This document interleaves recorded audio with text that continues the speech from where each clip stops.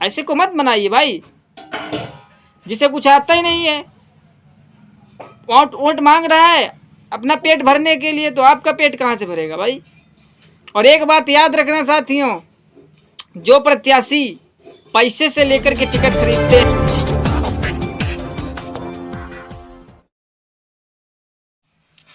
साथियों जय भीम जय संविधान।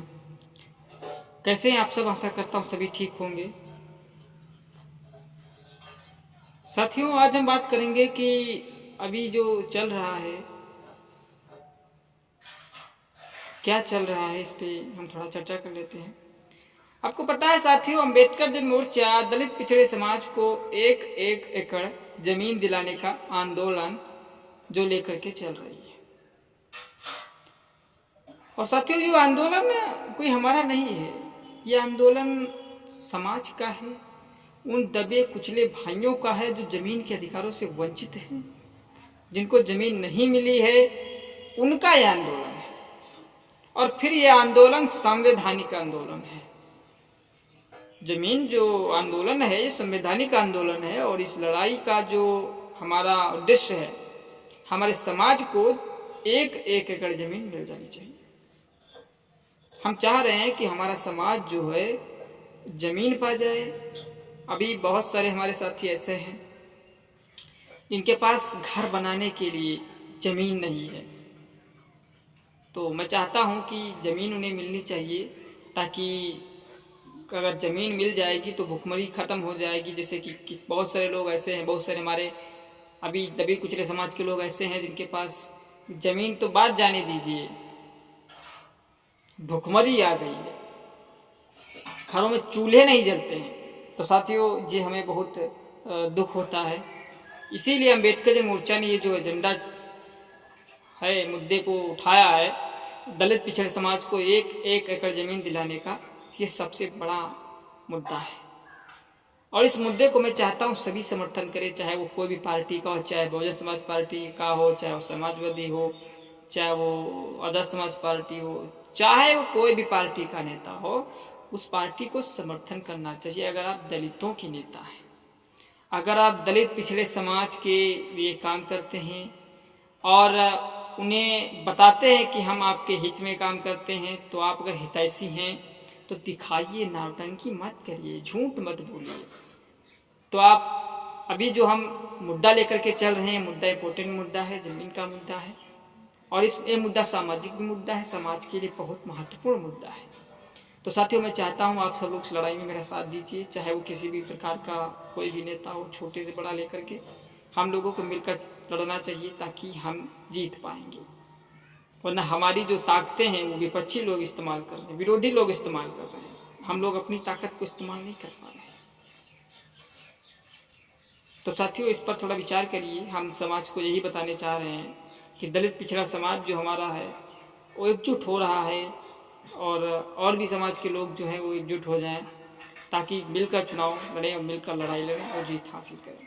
क्योंकि अभी आप बता दीजिए साथियों, अभी क्या चल रहा है समाज के अंदर। दलित पिछड़ा समाज के जो नेता हैं, दलित पिछड़े समाज के, वो वोटरों को कंफ्यूज करते हैं, वोटरों को पता नहीं कैसी कैसी बातें कहते हैं, बताते हैं ये कर देंगे, वो हो जाएगा, ऐसा नहीं ये होगा, वोट दे दो। तो ये जबरदस्ती वोट लेना चाह रहे हैं दलित पिछड़े समाज के लोगों से। तो साथियों ये अच्छी बात नहीं है। अगर आप वोट लेना चाह रहे हैं तो कुछ करके दिखाइए।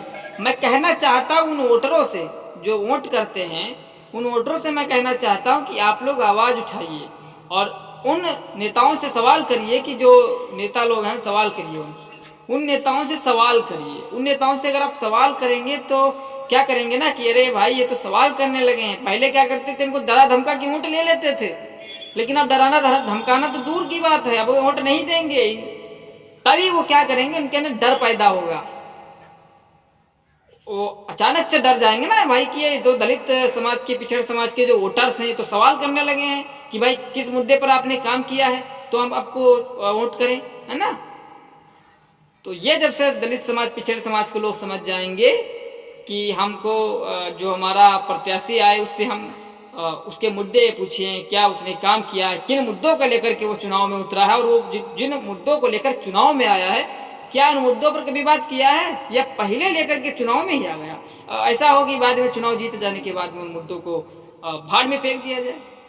समझ रहे हैं ना?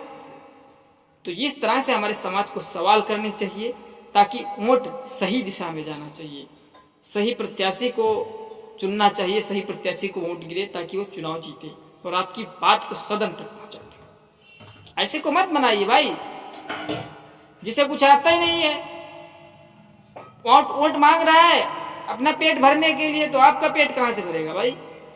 और एक बात याद रखना साथियों, जो प्रत्याशी पैसे से लेकर के टिकट खरीदते हैं वो कभी आपकी मदद नहीं करेंगे और ना आपके साथ खड़े होंगे और ना आपका कुछ भी कोई काम करेंगे वो, क्योंकि वो पैसे से टिकट खरीदा है भाई। उन्होंने मेहनत, अगर इतना संघर्ष किया होता, मेहनत किया होता, हालांकि मैं मानता हूं कि आजकल सभी पार्टियां टिकट देती है पैसे लेकर के, वो कुछ भी बोले दिखाएं कि नहीं हम टिकट लेते, पैसे नहीं लेते हैं, हम नहीं मानेंगे इस बात को, क्योंकि जो भी पार्टी है वो टिकट देती है तो पैसे जरूर लेती है।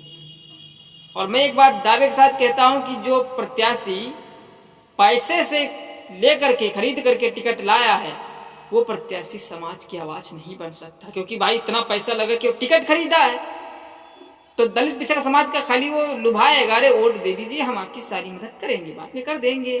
वोट मिल जाने के बाद में भाड़ में जाओ, क्या कहते हैं ना, बाद में अपना काम करेगा तुम्हें भूल जाएगा, क्योंकि वो प्रत्याशी जो है ना वो टिकट खरीदा है पैसे लेकर के, तो वो आपकी मदद नहीं करेगा, वो अपने में उलझा रहेगा। तो साथियों मैं यही चाहूंगा कि जो संघर्षशील हो, जो आदमी आप जमीनी से हो, जमीन से जुड़ा हो और उसको आप जानते हो, उसे ही आप वोट करिए। आप ये तो जानते हैं कि भाई हाय फला विधायक बनने वाला है और ये हमारा पड़ोसी है, ये हमारा वो है और ये हमको जानता है, हमें पहचानता, कम से कम कुछ भैया जय भीम तो करता है, कुछ नहीं करता तो साथियों ये सारी बातें होती हैं। आप उसे चुनाव में जिताइए जो आपके साथ में जुड़ा हो, आपके पड़ोस में हो या नहीं पड़ोस में तो कम से कम संघर्ष तो करता हो। हैं क्या कहते हैं आजकल के तो ऐसे विधायक बने पड़े हैं जिनका संघर्ष तो नाम दूर कीजिए, अम्बेडकर मूवमेंट खत्म, मूवमेंट के बारे में पता ही नहीं है क्या है। तो साथियों यही सब बातें हैं आपको बताने के लिए मैं लाया था। और अभी हम जो काम कर रहे हैं उस पर ध्यान दीजिए, और अभी जो हम जमीन के आंदोलन को तेजी से लेकर के चल रहे हैं उस आंदोलन में हमारा सहयोग करिए, ताकि हम आगे भी आपकी आवाज़ को बुलंद करते रहें। 10 अक्टूबर 2023 को आना मत भूलिएगा, जिला गोरखपुर, वहीं जहाँ पे पहले हुआ था वहीं पे फिर से होने वाला है। दलित पिछड़े समाज को 1 एकड़ जमीन दिलाने का एक महाआंदोलन। ऐसा मान लीजिए उस आंदोलन का नाम है डेरा डालो घेरा डालो, जो हम कमिश्नर कार्यालय को 10 अक्टूबर को घेरने वाले हैं। हमारे सभी साथी उसमें सहयोगी बनेंगे और कमेंट बॉक्स में लिखकर जरूर बताइए कि आपको वीडियो कैसा लगा और 10 अक्टूबर को कितने लोग साथी हमारे वहाँ पे पहुँच रहे हैं गोरखपुर में। और एक बात और बता दूँ कि मैं कहाँ पे आना है वो मैं आपको अगली वीडियो में बताऊँगा, क्योंकि गोरखपुर में ही है वो कमिश्नर कार्यालय, उसी को हम घेरेंगे। आप लोग जानते हैं, आप बहुत सारे साथी जानते होंगे गोरखपुर में कमिश्नर कार्यालय, उसी को हम घेरने वाले हैं। तो वीडियो कैसा लगा कमेंट बॉक्स में जरूर बताएं। धन्यवाद, जय भीम।